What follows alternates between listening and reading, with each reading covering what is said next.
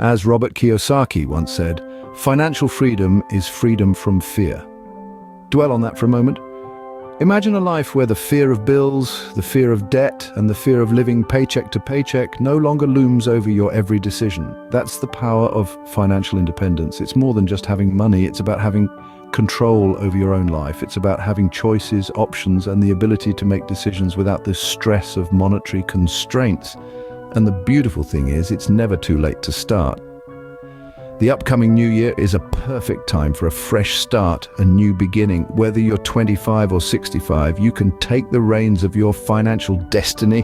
This year, make the resolution to take control of your finances and set yourself on the path to financial freedom. For our first resolution, we turn to the wisdom of Dave Ramsey, who said, "A budget is telling your money where to go instead of wondering where it went." Now that's a powerful statement, and here's why. Creating a budget is like drawing a roadmap for your finances. It gives you a clear view of your income, your expenses, and most importantly, it helps you control your spending. Think of your budget as your financial GPS, guiding you towards your financial goals and steering you clear of unnecessary detours. It's not about limiting your desires, but about making informed decisions. See, the first step towards financial independence is understanding your money, and what better way to understand it than by devising a plan for every pound that comes into your account? Remember, a budget isn't about restricting what you spend. It gives you permission to spend without guilt or regret. The second resolution comes from financial expert Suze Orman. Look everywhere you can to cut a little bit from your expenses. It will all add up to a meaningful sum. It's time we turn our attention to the elephant in the room: debt. Debt can feel like a weight on your shoulders, but it doesn't have to be. Reducing debt is not just about freeing up money for other financial goals, it's about regaining control of your life. Consider this: if you're paying interest on a debt, you're essentially paying a penalty for past decisions. Wouldn't it be thrilling to use that money for your future instead? Start by prioritizing your debts. Pay off high-interest debts first, whilst maintaining the minimum payments on your other debts. And consider consolidating your debts for easier management. Every pound you peel away from your debt is a pound you're investing in your future. Remember, the most expensive thing you can do is to do nothing about your debt. Warren Buffett once said, "Do not save what is left after spending, but spend what is left after saving." Wise words, wouldn't you agree? Saving is more than just putting money aside. It's about planning for the future, providing a safety net for those rainy days, and funding your financial dreams. So, how can we increase our savings? One way is through automated savings. Set up an automatic transfer from your checking account to your savings account each month. Before you know it, you'll have built up a nice nest egg. Another way is to save your windfalls. Instead of treating yourself to a luxury item when you receive a bonus, tax refund, or inheritance, why not put that money into your savings? Lastly, consider cutting back on non-essential expenses. Small changes like brewing your own coffee instead of buying it daily can significantly boost your savings over time. Remember, saving is not a punishment, it's a ticket to freedom. Our fourth and fifth resolutions are about investing and diversifying. To quote Peter Lynch, the key to making money in stocks is not to get scared out of them. Investing in its purest form is the act of allocating resources with the expectation of generating an income or profit. It's a powerful tool that can help you grow your wealth over time. You see, when you invest, you're making your money work for you. Instead of just saving and keeping your money idle, you're putting it into ventures, businesses, or into the stock market, where it has the potential to grow exponentially. Now, it's important to note that investing does carry risk. The markets can be volatile, and there's always a chance you could lose money. But that's where our fifth resolution comes into play: diversification. Diversification is essentially a risk management strategy that mixes a wide variety of investments within a portfolio. The rationale behind this technique is that a portfolio constructed of different kinds of investments will, on average, yield higher returns and pose a lower risk than any individual investment within the portfolio. Think of it this way: if you put all your eggs in one basket and that basket happens to fall, you'll lose all your eggs.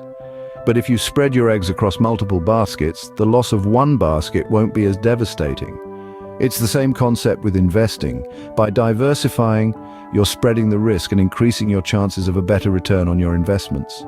Remember, the goal of investing is not to make a quick buck, but rather to grow your wealth steadily over time. It's a marathon, not a sprint. You're not trying to beat the market in a day, a week, or even a year.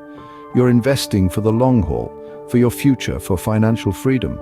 So let's make investing and diversifying a part of our financial resolutions for the upcoming year. It may seem daunting at first, but with patience, diligence, and a little bit of courage, you can navigate the world of investing and come out on top. Investing is not about getting rich quickly, it's about getting rich surely. Now that we've discussed 5 financial resolutions for the new year, it's time for a challenge. This is where the rubber meets the road, my friends. We've laid out the map, but you're the one who has to walk the path. We challenge you to pick at least one of the resolutions we've discussed and commit to it for the coming year. It might be creating a budget, reducing debt, increasing your savings, or diversifying your investments. Now we'd love to hear from you. Which resolution will you be taking on? Share your chosen challenge in the comment section below. It's always fascinating to see the diverse paths we all take towards financial freedom. And remember, there's no right or wrong answer here. Every step, no matter how small, is a milestone on your journey.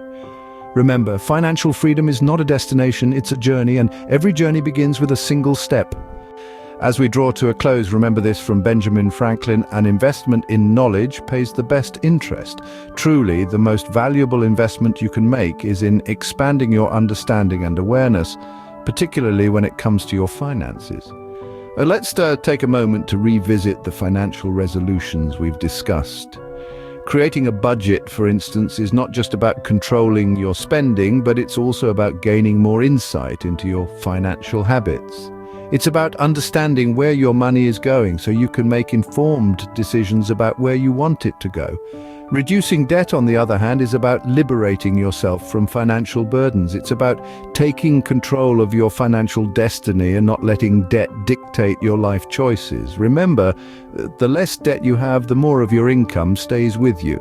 Increasing savings is another crucial resolution. It's not just about having money set aside for a rainy day, but it's also about having financial peace of mind. It's about knowing that you have a safety net should unexpected expenses arise. And then there's investing and diversifying. This is about growing your wealth, not just preserving it. It's about understanding that there are many ways to grow your money, and the key is to find the one that suits your risk tolerance and financial goals. The path to financial freedom might seem challenging, but it's a journey worth taking. The road may be long and winding, but every step you take brings you closer to your goal. In the end, it's not just about achieving financial independence, but also about gaining financial literacy. It's about understanding money, not just earning it. So continue to learn, continue to improve your financial habits, and continue to strive for financial freedom. Thank you for watching. Don't forget to like, share, and subscribe for more financial tips and advice. Here's to a financially fit 2024.